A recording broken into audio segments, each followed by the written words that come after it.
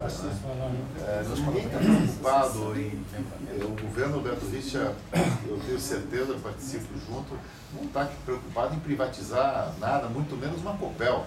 É um governador que tem um instrumento daquele. Não, mas não daria, de repente, uma força para Compagás? Não, a agência reguladora ela é necessária para empresas como a Compagás, como outras como a Sanepar, etc., porque ela facilitaria o nosso trabalho no momento que tem que subir tarifas, que tem que negociar com os empresários, etc., com os consumidores, né? Porque ela seria o ente regulador, né? Como o próprio nome diz.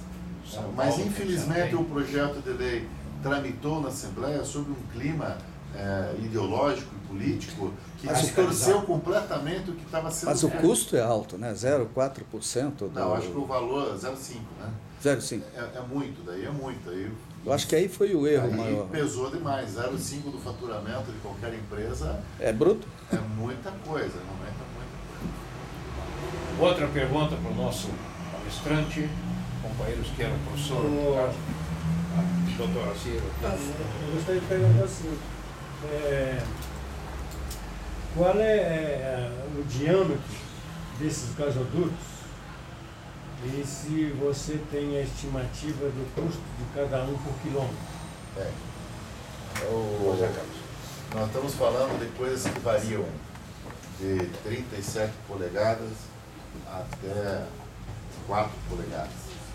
Mas os gasodutos de transporte que nós estamos falando de ampliação no Paraná, estamos falando em torno de 17 polegadas mais ou menos. E o número mágico... 17 polegadas em termos de centímetros corresponderia... 34 mais meio... 40 e poucos centímetros. Consegue transportar o que? 1 milhão de metros cúbicos? Não, até 10 milhões de metros. Então, até 10 milhões de metros. O diâmetro dos gasodutos é menos de meio metro. Menos de meio metro. Menos de meio metro. Mas agora, o número mágico, para concluir o raciocínio da sua pergunta, independente de ser um pouco mais grossinho, um pouco mais fininho, porque aí você tem uma parte maior, outra menor, é em torno de R$1 milhão por quilômetro. O investimento. O custo médio entre os mais volumosos e os mais estreitos é R$1 milhão o quilômetro. R$1 milhão por quilômetro. Na cidade o custo foi maior, é isso? Essa rede? Na cidade os custos são maiores porque nós temos que reconstruir. Tem o asfalto, as calçadas, nós temos que fazer proteções especiais. Aquela areia para evitar a explosão. Tem que fazer a areia, na verdade, ela não evita a explosão. A areia é mais para compensar pressões que você eventualmente possa ter. E também tem um detalhe que é muito engraçado. Você tira a terra, aí é proibido trazer a terra de volta. Então você traz areia. Essa eu não sabia, fui aprender a acompanhar. Eu tiro a terra. Uma parte fica empilhada ali do lado, mas falta material.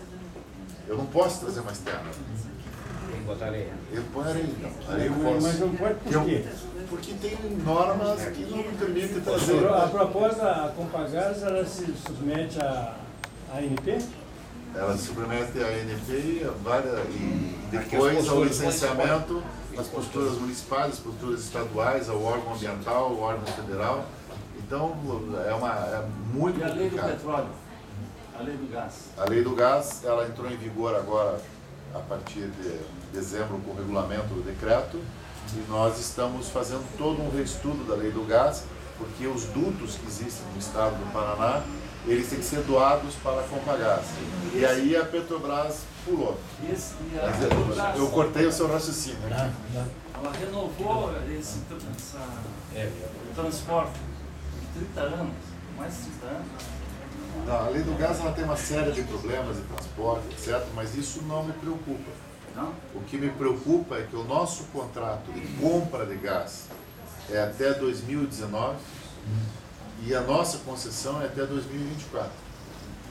Então, um pouquinho antes de terminar a nossa concessão, eu vou ter que sentar com o sócio Petrobras e negociar suprimento. E aí A companhia está na mão de quem?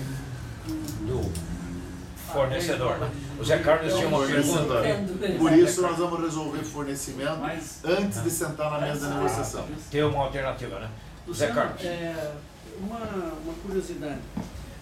E o Paraná, qual é o potencial de produção do Estado? Existem assim estudos mais aprofundados? A Que INP pena. terminou de fazer um estudo sísmico no estado do Paraná, não divulgou esse estudo ainda, mas é esse estudo que nós estamos interessados, se houver um leilão, de participar do leilão. Mas não existe aquela briga que está na divisa com Santa Catarina?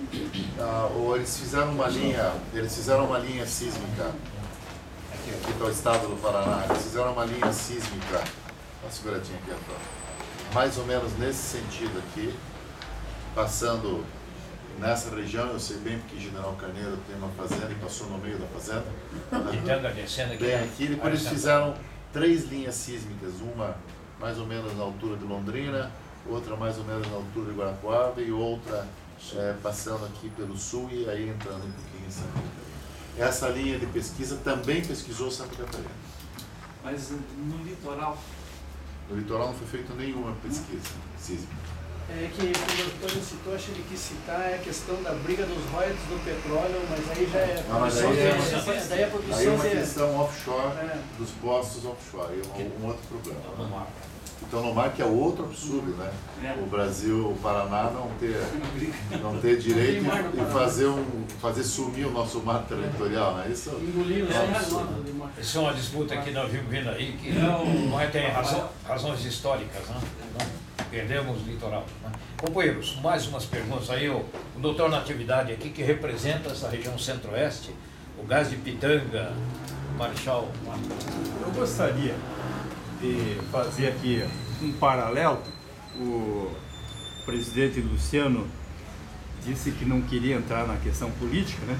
Mas eu não vejo a área industrial, a área de infraestrutura do país, do estado, do Paraná principalmente, dissociado da política, né? Não há nenhuma possibilidade. E ele estava falando dessa forma, mas ele é um político que nós conhecemos de longa data, né? 5 mandatos. E dos mais brilhantes que teve já em Brasília, né? E eu não poderia deixar de fazer esse paralelo para que ele pudesse responder aqui, né? No segundo mandato do Lula, no início do segundo mandato, especificamente, quando deparamos, né, em todo o país com o estrangulamento dos segmentos de infraestrutura do país, principalmente em relação aos aeroportos, o Lula questionado naquele momento em que tinha uma presidente da ANAC, a Agência Nacional da Aviação Civil, e o Lula veio responder esses questionamentos perante a mídia e disse que não estava preocupado com a infraestrutura aeroportuária, porque quem usava o transporte aéreo eram ricos. Eu achei até razoável ele falar daquela forma, porque para quem andou sempre de jegue, né, andar de avião era um salto muito grande realmente, né? Mas depois do segundo mandato e agora no início do terceiro mandato do PT, né, eu não quero aqui fazer nenhuma discriminação, eu estou fazendo aqui uma constatação, não é? Deparamos com todos os demais setores, todos os demais segmentos de infraestrutura do país totalmente estrangulados, né? E agora, com a brilhante palestra de Vossa Excelência, né, constatamos que o setor de gás está completamente defasado com a realidade necessária para o crescimento e o desenvolvimento do país e o atendimento da sociedade, né? Então eu acabei de receber um pequeno lembrete aqui que diz o seguinte: acabaram com o Osama Bin Laden, agora falta acabar com o Bin Lula. Esse é o questionamento que eu faço. Mas a questão da infraestrutura como oferta do desenvolvimento. Eu não estou querendo entrar no aspecto político, porque, óbvio, eu tenho que respeitar aqui na PI a opinião da diversidade ideológica que eventualmente Já viu aí a linha? existe. Não, eu conheço a linha há muito tempo, mas a gente tem sempre uma dificuldadezinha para não misturar. Mas veja, a questão da infraestrutura, o Eliezer Batista, perguntado uma vez para ele qual era o grande negócio, né? Todo mundo ia dizer, não, mineração e tal. Ele disse, só tem um grande negócio no mundo para ganhar dinheiro, logística. Ou seja, a logística... Eliezer Batista é o pai do Presidente da Vale e estudou engenharia no Paraná. Ou seja, logística é tudo. Não adianta você ter hidrelétrica se não tiver logística de distribuição. Não adianta você ter produção de madeira, trigo, não sei o que, soja, se você não tiver logística de distribuição e assim por diante. Por isso que então, os aeroportos aqui de Curitiba, o aeroporto de Curitiba é obrigado a pegar peças, fazer um transbordo a Campinas para carregar os aviões grandes e aí poder levar. As montadoras recebem via Campinas, descarregam, botam em 2 aviãozinhos menores e descarregam aqui. Ou seja, qual é o prejuízo para o estado do Paraná? Extraordinário. Não adianta nós construirmos ferrovias no estado do Paraná inteiro se não duplicarmos a ferrovia na Serra, no trecho Serra do Mar. Vai chegar tudo em Curitiba, empilhar um vagão em cima do outro e não tem mais capacidade de transporte. Né? É o que eu estou falando do nosso gasoduto. Uma realidade. Ele está ficando estrangulado, tem que construir outro, não adianta. É um limite, é física. Né? Você pode ir forçando pressão, empurrando, aumentando o volume, mas chega um minuto que você tem... Esgota e acabou. Esgota. Então, essas questões de logística, o Brasil sofreu por falta de uma visão arrojada e a mediocridade que se impôs, e o estado do Paraná sofre. Né?